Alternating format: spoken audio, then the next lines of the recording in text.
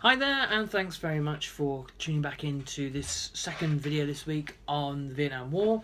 And now I'm going to talk about the bombing of North Vietnam, the bombing campaign Operation Rolling Thunder. It lasts for about 3 years, from 1965 to 1968.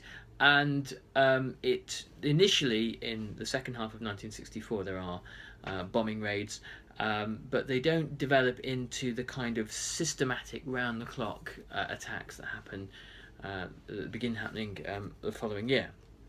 Now, there's a political reason behind the bombing of North Vietnam. And it was based around the fact that American casualties in Vietnam were becoming politically unacceptable back on the home front. Americans in the mid-60s were enjoying unprecedented levels of prosperity and stability, and there was simply no real appetite for high levels of civilian casualty, of military casualties, in a war being fought in Asia that was poorly understood, and of little relevance to the lives of many American people.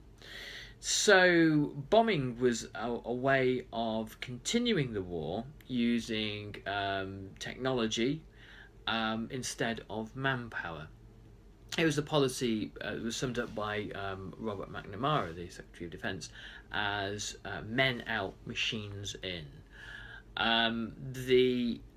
When Richard Nixon comes to power and begins the policy of Vietnamisation, even though this had actually sort of begun under Johnson, the hard fighting was increasingly shifted over to the Army of the Republic of Vietnam. So bombing and Vietnamisation was seen as politically expedient, the kinds of things you have to do in order to prevent support from the war from reaching, really toxically low levels.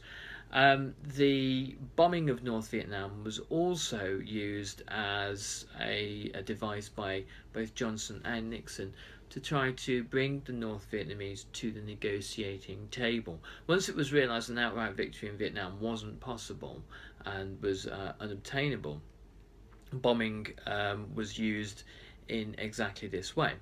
Bombing was also used to try to disrupt the Ho Chi Minh Trail, and after in 1970, the invasion of Cambodia, which was done in secret from the American people, the secret US invasion of Cambodia, was also accompanied by heavy mass aerial bombing, and this was in part contributory to the rise of the Khmer Rouge regime in Cambodia, which committed in the second half of the 1970s a genocide which killed at least 1 million Cambodian people.